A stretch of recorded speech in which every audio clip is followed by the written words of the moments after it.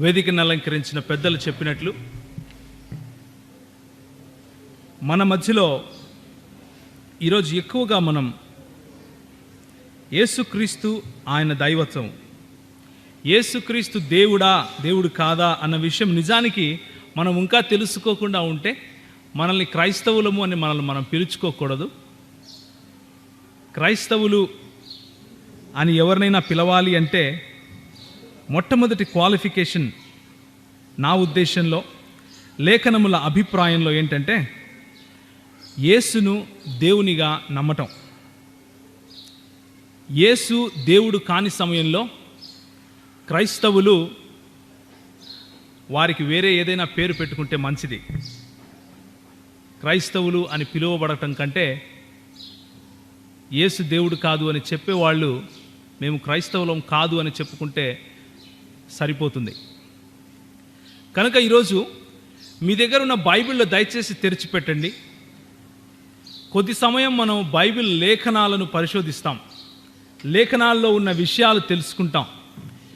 ఒకవేళ వినేవాళ్ళు ఎవరైనా సరే మీకు ఏదైనా ప్రశ్న ఉంటే, మీరు నేను చెప్పే వాటితో ఏకీభవించకుండా ఉంటే అది ఓకే, అది తప్పేం కాదు. సెషన్ అయిపోయిన తర్వాత నేను మీకు అందుబాటులో ఉంటాను.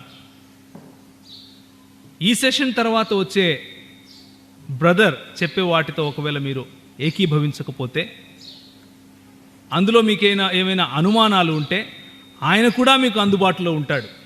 దాని తర్వాత వచ్చే ఇద్దరు కూడా మీకు అందుబాటులో ఉంటారు. ఈ రోజంతా మేము మీ ఎదుటుంటాం. మా సెల్ ఫోన్ నంబర్స్, మా ఈమెయిల్ ఐడీస్ మీకు ఇస్తాము. మీరు మాతో మాట్లాడచ్చు. మీరు ఇంకా నేర్చుకోవాల్సినవి, మాకు నేర్పించాలనుకున్నవి మీరు దయచేసి మాకు చెప్పండి. నేను సబ్జెక్ట్లోకి వెళ్ళటానికి ముందు ఒక చిన్న మాట చెప్తాను. యాకోబు పత్రికలో ఒక మాట ఉంది, మనందరికీ తెలిసిన మాటే. ఒకసారి దయచేసి ఆ మాటను చూడండి. యాకోబు ఈ విధంగా రాస్తున్నారు. ఆయన ఏమంటాడంటే, తొందరపడి ఏం కావద్దు, బోధకులు కావద్దు. 3వ అధ్యాయము 1వ వచనం, నా సహోదరులారా, బోధకులమైన మనము మరి కఠినమైన తీర్పు పొందుదమని తెలుసుకొని మీలో అనేకులు బోధకులు కాకుండుడి. నేను ఈ విషయం ఎందుకు చెప్తున్నాను అంటే, వేదికను అలంకరించిన పెద్దలతో పోల్చుకుంటే, కూర్చున్నటువంటి మీతో పోల్చుకుంటే, నాకంటే చిన్నవాళ్ళైన ఒకవేళ తమ్ముళ్ళు, చెల్లెళ్ళు, అక్కలు ఉండొచ్చు ఇక్కడ, కానీ ఎక్కువ మందితో పోల్చుకుంటే నా వయసు చాలా చిన్నది. దయచేసి నేను చెప్పే మాటలు ఏవి కూడా నేను మీకు బోధిస్తున్నాను అన్న దృక్పథంలో తీసుకోకండి. నేను చెప్పాలనుకున్న విషయం స్పష్టంగా చెప్పేది ఏంటంటే, అర్థమయ్యే తెలుగు భాషలో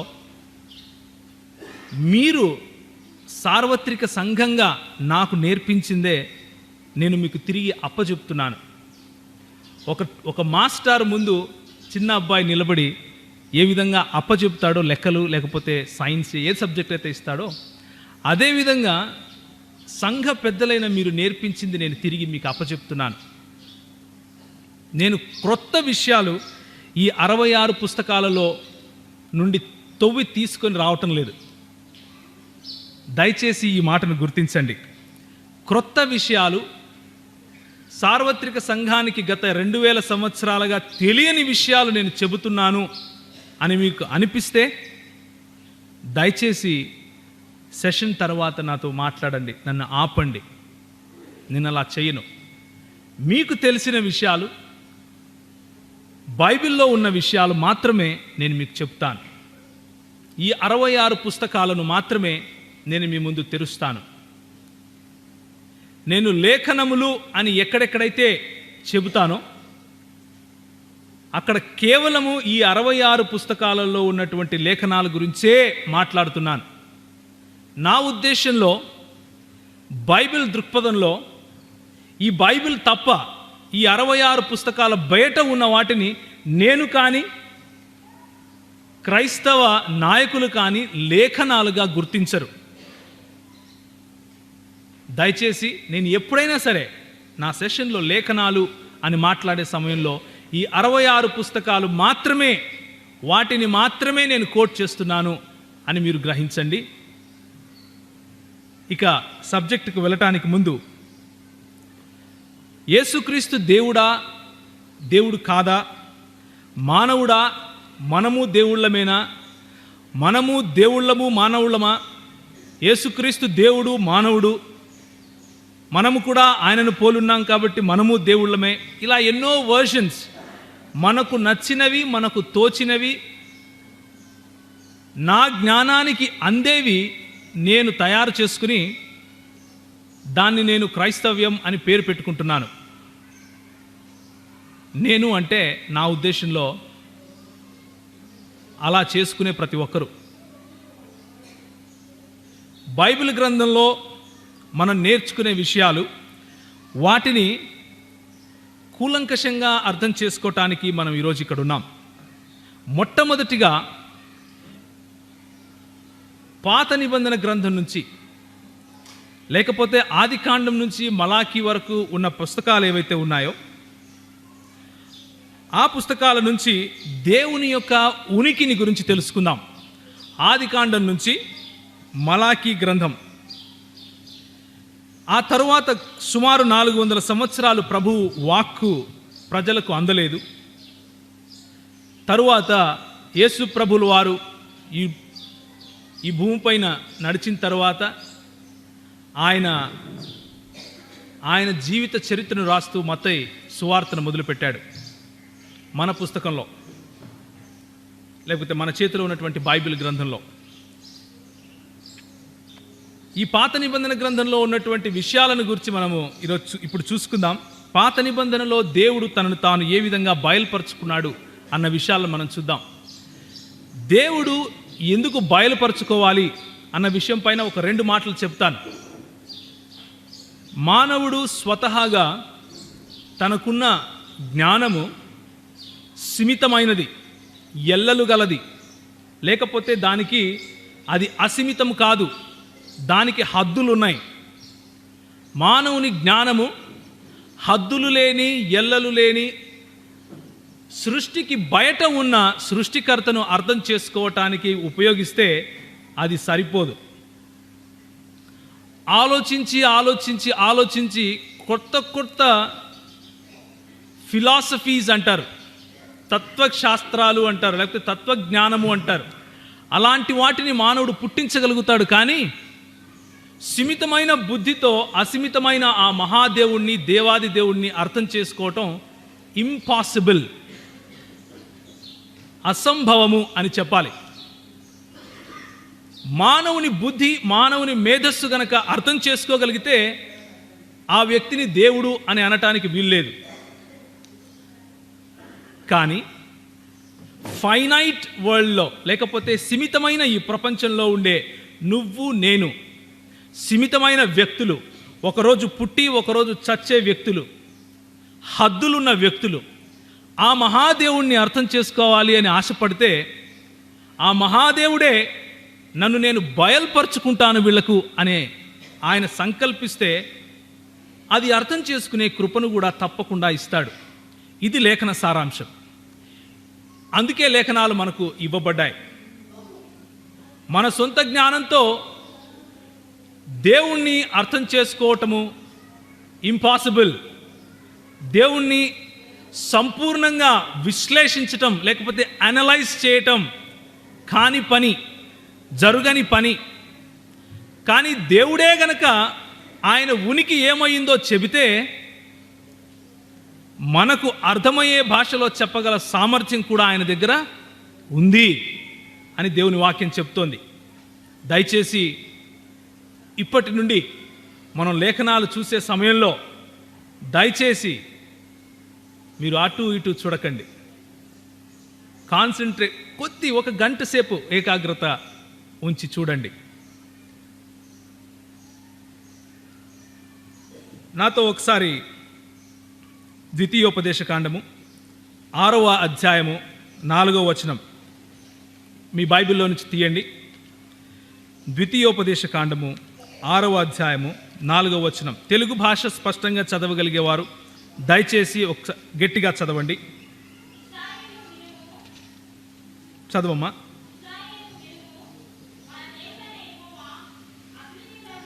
మన దేవుడైన యెహోవా, అద్వితీయుడగు యెహోవా.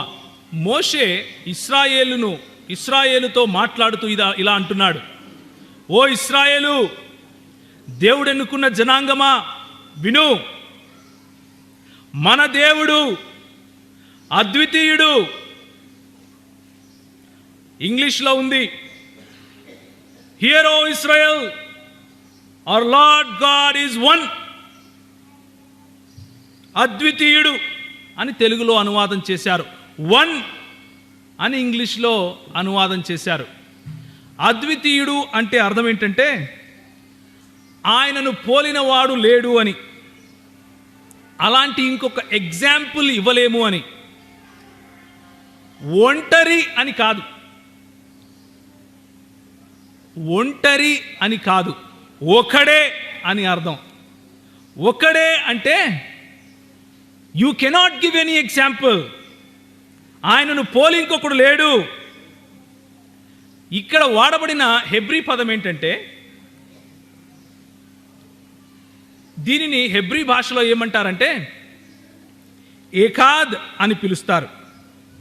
ఒక్కడే అనడానికి ఏకాద్ అన్న పదమును వాడతారు హెబ్రీ భాషలో. లేకపోతే ఈ బైబిల్ ఒకటి అని చెప్పటానికి ఇది సంఖ్యను చూపిస్తుంది కదా, ఒక బైబిల్. నా దగ్గర నేను ఇంకొక బైబిల్ని తీసుకుంటే ఎన్ని బైబిల్స్ అవుతాయి? 2 బైబిల్స్ అవుతాయి. అలాంటి సమయంలో వాడటానికి ఉపయోగించే పదము యాహిద్. యాహిద్. దేవుని గురించి వాడిన పదము ఎహాద్. ఎహాద్ అంటే సమూహముతో కూడిన లేక ఐక్యతతో కూడిన ఒకటి అని అర్థం. ఉదాహరణకు ఒక స్త్రీ ఒక పురుషుడు ఎంతమంది ఉన్నారండి? ఒక స్త్రీ ఒక పురుషుడు, వారిద్దరూ కలుస్తే ప్రభు ఏమన్నాడు? వారు ఏమవుతారన్నాడు? ఆదికాండము 2వ అధ్యాయము 24వ వచనం. ఆదికాండము 2వ అధ్యాయం 24వ వచనం. కాబట్టి పురుషుడు తన తండ్రిని తల్లిని విడిచి తన భార్యను హత్తుకొనును, వారు ఏక శరీరము అవుతారు. ఎన్ని శరీరాలు ఉన్నాయి అక్కడ? ఎన్ని శరీరాలు ఉన్నాయి? కానీ వాళ్ళు హత్తుకున్నప్పుడు ఏమవుతారు? ఇక్కడ వాడిన పదము ఎహాద్. దీనిని ఏమంటామంటే సమూహము గల లేకపోతే ఐక్యత గల ఒకటి అని అర్థం. మన దేవుడు అద్వితీయుడు అన్నప్పుడు వాడిన పదం కూడా ఎహాద్. అదేవిధంగా ఇంకొక వచనం చూడండి, ఆదికాండం 11వ అధ్యాయం 6వ వచనం. ఆదికాండము 11వ అధ్యాయము 6వ వచనం. జనము ఒకటే. జనములో ఎంతమంది ఉంటారండి? మీరంతా ఎవరు? ఎంతమంది ప్రజలు ఉన్నారు ఇందులో? ఒక 100 మంది ఉంటారా? కానీ జనము ఏంటంట? ఒకటే అన్నప్పుడు వాడిన పదము కూడా ఎహాద్. దేవుడు ఒకడే అన్నప్పుడు వాడిన పదము, జనము ఒకటే అన్నప్పుడు వాడిన పదము 2 ఎహాద్.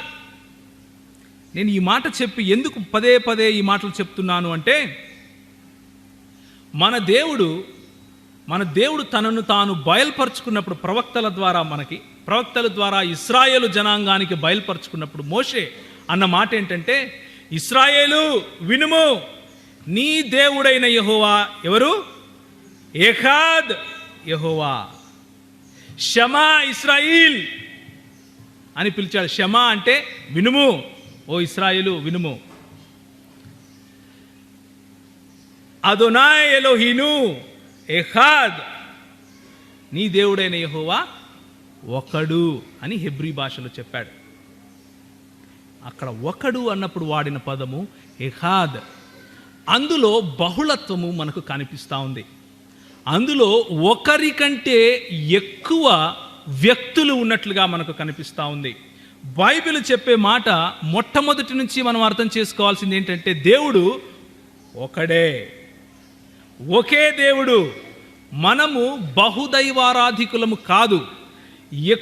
ఒకరికంటే ఎక్కువ దేవుళ్లను ఆరాధించే సమాజానికి చెందిన వారు క్రైస్తవులు కాదు.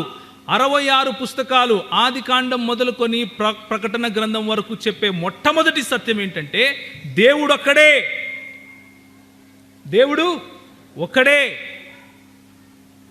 కానీ ఆ దేవుడు తన బహుళత్వంలో మనకి ఆయన ఉనికిని చాటుకున్నాడు. ఒకరికంటే ఎక్కువ వ్యక్తులలో తన ఉనికిని చాటుకున్నాడు. నేను ఒంటరిని అని ఆయన ఎప్పుడు చెప్పలేదు. నేను ఒక్కడిని అన్నాడు, ఏకాద్ అన్నాడు. కాబట్టి మనము 2570 సార్లు బైబిల్ గ్రంథంలో ఎలోహిం అన్న పదం వాడబడింది. ఎలోహిం అంటే మీకు గుర్తే ఉంటుంది, యేసుక్రీస్తు ప్రభువారు చనిపోతూ సిలువలో వేలాడి చనిపోయే సమయంలో ఏమన్నారు? ఎలోహిం అన్నారు, ఏలీ అన్నారు. ఎలోహిం అనే పదము, ఏలీ అన్న పదము, ఈ రెండు కూడా బహువచనాలు. ఎలోహిం అంటే బహువచనము, మంది అంటే బహువచనమా? బియ్యము అన్నాం అనుకోండి, ఎన్ని బియ్యం గింజలు ఉంటాయి అందులో? ఎన్నైనా ఉండొచ్చు. బహువచనం అది. బహువచనముతో కూడిన, లేకపోతే ఎక్కువ బియ్యములతో కూడిన ఏకవచనమే. మన ప్రభువును అర్థం చేసుకునేటప్పుడు కూడా ఆయన వాడిన ఆ పదాలను జ్ఞాపకం ఉంచుకోవడం చాలా ఇంపార్టెంట్, చాలా ముఖ్యమైనది. కొంతమంది అంటూ ఉంటారు, ఎవరయ్యా మీకు చెప్పింది? ఇది గౌరవంగా మాట్లాడడం కోసం ప్రభు తను తాను అలా పిలుచుకున్నాడు, నీకేం తెలుసు అని మాట్లాడుతున్నావు నువ్వు? హిందీలో అంటూ ఉంటాం మేము, హమ్ జా రహే హే అంటే నేను వెళ్తున్నానే అర్థం. ఆప్ అయ్యే, మీరు రండి అని పిలిస్తే ఎంతమందిని పిలుస్తున్నాను? ఒకరినే పిలుస్తున్నాను అంటారు. మీరు అంటే ఒకరు కావచ్చు, 10 మంది కావచ్చు కదా అని అడిగే వాళ్ళు ఉంటారు. గౌరవంగా పెద్దలను గౌరవిస్తూ మాట్లాడే మాట మాత్రమే ఇది. దేవుడు బహువ్యక్తులు ఏం కాదు, దేవుడు ఒంటరివాడే అని చెబుతూ ఉంటారు. కాకపోతే మనం అర్థం చేసుకోవాల్సింది ఏంటంటే, బైబిల్లో ఎక్కడైనా సరే ఇలాంటి గౌరవార్థకాలు దేవుడు తను తాను గురించి కానీ, దేవుని ప్రవక్తలు దేవుని గురించి కానీ ఆపాదించారా అని మనం చూడాలి. ఉదాహరణకు చూడండి, నిర్గమాకాండము 11వ అధ్యాయము 9వ వచనం.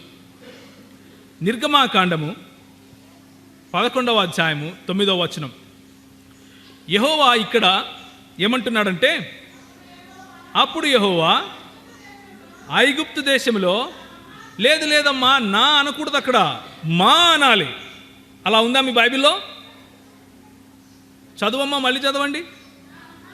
నా మహత్కార్యములు విస్తారమగునట్లు ఫరో మీ మాట వినడు. నా మహత్కార్యములు. యెహోవా ఎక్కడైనా సరే తనను తాను గౌరవార్థకంగా పిలుచుకున్నాడా అని చూస్తే ఆయన ఎక్కడ అలా పిలుచుకోడు. మొత్తం బైబిల్ గ్రంథంలో మన పోలిక చొప్పున నరుని చేద్దాము అన్నప్పుడు కూడా ఆయనలో ఉన్న బహు వ్యక్తులను సూచిస్తూ చెప్పాడే కానీ మన అంటే ఏంటండి? గౌరవంగా మీరు ఏమైనా చెప్పుకుంటారా మనది అని? మన భార్య అంటామా? అనం. నా భార్య అని అంటాం, అనము. అదే విధంగా పోనీ ప్రవక్తలు ఎవరైనా దేవుణ్ణి మీరు అని పిలిచారా? లేకపోతే మీ కార్యములు అన్నారా అని చూస్తే అలా కూడా కనిపించదు. ఉదాహరణకు చూడండి, 34వ అధ్యాయము 8వ వచనం. అదే నిర్గమాకాండం 34వ అధ్యాయం 8వ వచనం. దేవుడు తన్ను తాను ఏకవచనంలోనే పిలుచుకుంటున్నాడు. అక్కడేమి గౌరవార్థకం లేదు. అంటే మీరు, తమరు ఆప్, అయ్యే ఇలాంటి మాటలు లేవు. పోనీ ప్రవక్తలు ఎవరన్నా చెప్తున్నారా అని చూద్దాం. నిర్గమాకాండము 34వ అధ్యాయం 8వ వచనం. మోషే త్వరపడి ప్రభువా నీకు అనుందా బ్రదర్? అక్కడ నీకు అనుందా, మీకు అనుందా? షూర్. పోనీ వేరే వాళ్ళ బైబిల్ చదవండి. మీరు తప్పు బైబిల్ చదువుతున్నట్లున్నారు. వేరే వాళ్ళు చదవండి ఎవరైనా. నీకు అనే ఉందా? మరి నా బైబిల్లో కూడా నీకు అనే ఉంది. మనం గౌరవార్థకంగా మాట్లాడాలి కదా మన ప్రభువుని. మీకు అనాలి. ఉందా అలా? లేదు. తర్జుమా తప్పు చేసి ఉంటారేమో అని ఒరిజినల్ లాంగ్వేజెస్కి వెళితే, గ్రీకు భాషలోకి వెళితే, క్షమించండి, హిబ్రూ భాషలోకి వెళితే అక్కడ కూడా నీకు అనే ఉంటుంది, మీకు అని ఉండదు. కాబట్టి దేవుడు తన్ను తానెప్పుడు గౌరవార్థకాలు పెట్టుకొని పిలుచుకోలేదు. దేవుణ్ణి పిలిచిన దేవుని ప్రజలు మోషే వంటి వారు, దావీదు వంటి వారు, నెహమ్యా అయితేనేమి, ఎజ్రా అయితేనేమి, చివరికి యేసు ప్రభువు కూడా దేవుణ్ణి ఎప్పుడు మీరు, తమరు అని పిలవలేదు. అది హెబ్రీ సంస్కృతిలో లేనేలేదు అలా పిలవటం. ఉదాహరణకు మీకు స్క్రీన్ మీద కనిపిస్తుంది కీర్తనలు 10:12, నెహమ్యా 1:5 మీరు చూడొచ్చు. ఎక్కడ ప్రభువు గురించి మాట్లాడినా, ఎక్కడ దేవుని గురించి తీసినా నీవు, నువ్వు, నీ మహత్కార్యాలు, నీ గొప్పతనము, నీ మహిమ, నీ నీ నీ ప్రభువు మాట్లాడేటప్పుడు నా మహిమను నేను ఎవరికి ఇవ్వను, నా పేరు ఘనతపరుస్తుంది, నేను చేస్తాను అద్భుత క్రియలు, నా నా నా అంటాడు.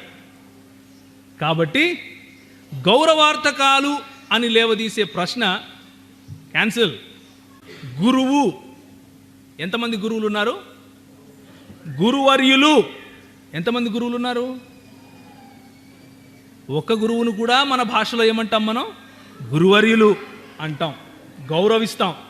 కానీ బైబిల్లో ఉన్నటువంటి దేవుడు కానీ, హెబ్రీ సంస్కృతిలో కానీ అలాంటి గౌరవార్థక పదాలు ఉపయోగించే మాట లేనే లేదు. కనుక మనము అద్వితీయుడు అన్న పదాన్ని చూసినా, ఎలోహిం అన్న పదాన్ని చూసినా, ఏకాద్ అన్న పదాన్ని చూసినా, ఎలోహిం అన్న పదాన్ని చూసినా, ఈ రెండు పదాలను చూస్తే మనకు అర్థమయ్యేది ఏంటంటే, మొట్టమొదటిది దేవుడు తనను తాను నేను, నా యొక్క ఇలాంటి మాటలే చెప్పాడు తను తాను. ఆయన ప్రవక్తలు కూడా నీవు, నీ యొక్క, నీ ఘనత, నువ్వు అని మాట్లాడారు. యేసు ప్రభువు కూడా నా దేవుడు, నా తండ్రి అని లేకపోతే నీకు అని ఉచ్చరించాడే కానీ మీకు అని ఎప్పుడు చెప్పలేదు. అయినప్పటికీ ఇవన్నీ ఉన్నా కానీ దేవుని నామవాచకం అంటే దేవుని పేరులో మాత్రం బహుళత్వం ఉంది. దేవుడు అన్నప్పుడు బహుళత్వం ఉంది. దేవుడు అన్నప్పుడు బహువచనం ఉంది. దీన్ని బట్టి మనకు తెలిసేది ఏంటంటే, ఆయన బహు వ్యక్తులు గల దేవుడుగా మనకు తన ఉనికిని చాటుకున్నాడు. బహు వ్యక్తులు గల దేవునిగా తన ఉనికిని మనకు చాటుకున్నాడు. అందుకనే మనం పరిశుద్ధ అని పాట పాడేటప్పుడు ఏం పాడతాం? జనక కుమారాత్మలను ఏకదేవ. ఎంతమంది దేవుళ్ళు? ఏకదేవుడు. కానీ జనకుడు, కుమారుడు, ఆత్మ.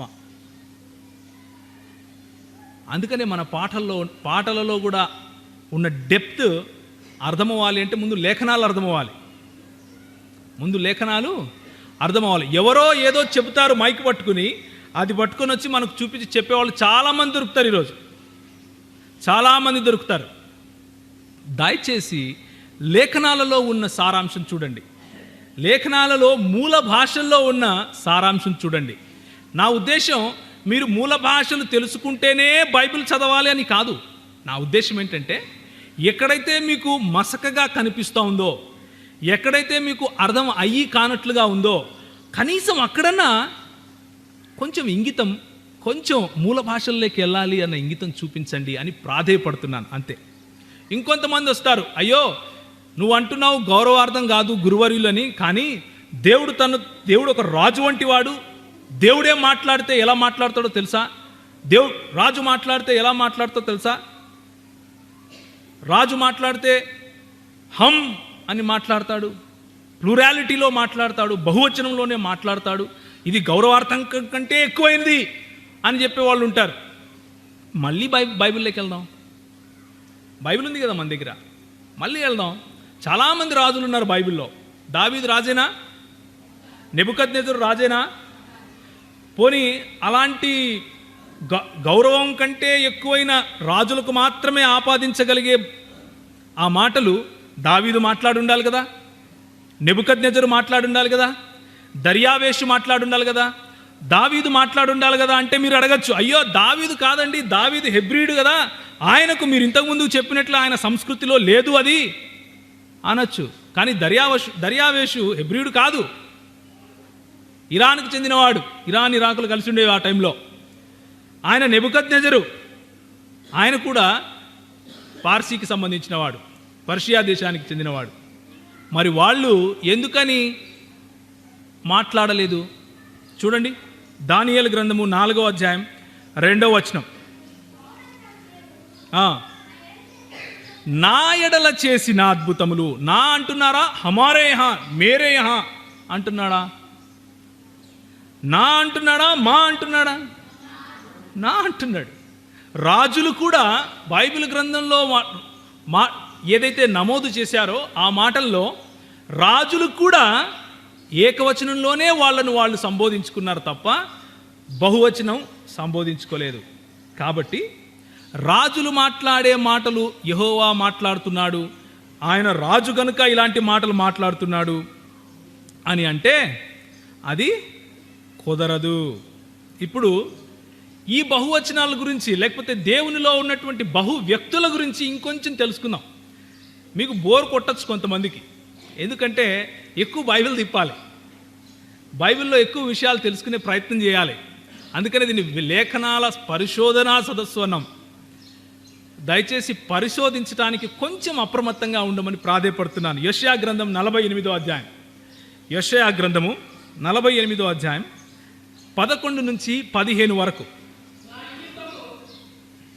చదవనా?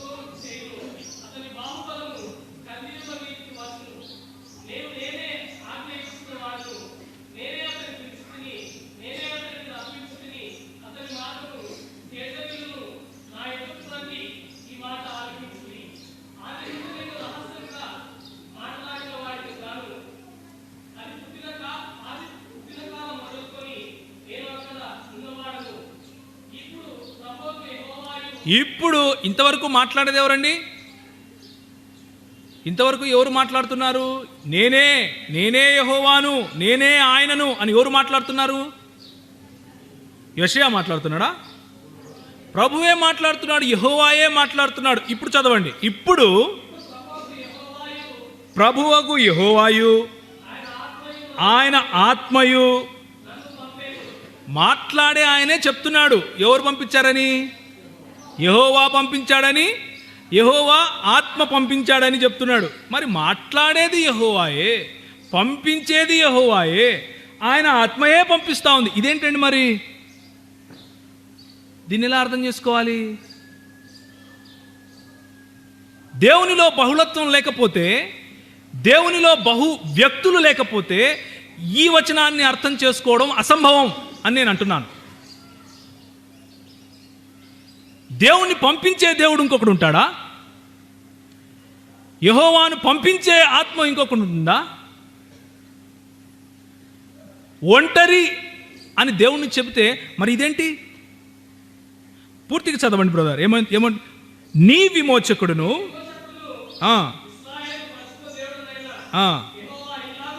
మళ్ళీ అదే అంటున్నాడు. ఫస్ట్ ఏమో నేనే యెహోవా అని అంటాడు, నా మహిమ నేను ఎవరికి ఇవ్వను అంటాడు. ఆయనే మళ్ళా ఏమంటాడు, యెహోవాయు ఆయన ఆత్మయు నన్ను పంపించును అంటాడు. మళ్ళా ఏమంటాడు, నీ విమోచకుడు అంటాడు. ఇశ్రాయేలు పరిశుద్ధ దేవుడునైన యెహోవా ఇలాగు సెలవిస్తున్నాడు, నీకు ప్రయోజనము కలుగునట్లు నీ దేవుడైన యెహోవానగు నేనే నీకు. చుట్టూ తిరిగి గుట్టు తిరిగి మళ్ళా నేనే అంటాడు. కేవలము దేవునిలో బహువ్యక్తులు ఉంటేనే ఈ వచనం యొక్క సారాంశము మనకు అర్థమవుతుంది. కేవలము దేవునిలో బహువ్యక్తులు ఉంటేనే ఇది సాధ్యపడుతుంది. దేవునిలో బహువ్యక్తులు లేని రోజు నీకు అర్థం కాదు, నువ్వు జుట్టు పీక్కున్నా అర్థం కాదు. దానికి ఏదో చేయాలని, ఏదో కొత్తది చెప్పాలని, కొత్తది చెప్తే ప్రజలు నిన్ను నమ్ముతారు అన్న వ్యామోహం, ఒక అభద్రతా భావంలో నువ్వు జీవించాలనుకుంటే నీ కర్మ. నేనేం చెప్పను.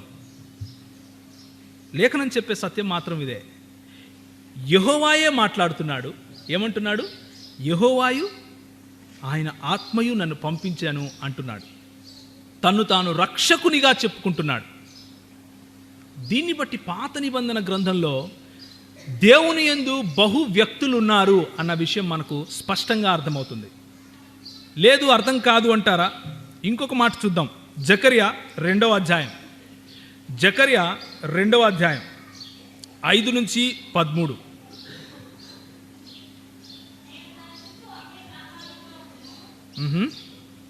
చదవమ్మా, చదవండి. నేను దాని చుట్టూ అగ్ని ప్రాకారముగా అనుదును. ఎవరంటున్నారు? జకర్యా అంటున్నారా? దేవుడు అంటున్నాడా? దేవుడే అంటున్నాడా? పక్కానా? మరి జకర్యా అంటున్నాడు, దేవుడు కాదు అనేవాళ్ళు చేతులు ఎత్తండి. అగ్ని ప్రాకారంగా జకర్యా ఉండగలుగుతాడా? స్క్రీన్ మీద ఉండేది చూడండి కావాలంటే. మీరు బైబిల్లో ఒకవేళ జకర్యా గ్రంథం దొరకట్లేదు అనుకుంటే స్క్రీన్ మీద ఉండేది చూడండి. నేను దాని చుట్టూ అగ్ని ప్రాకారముగా ఉందును,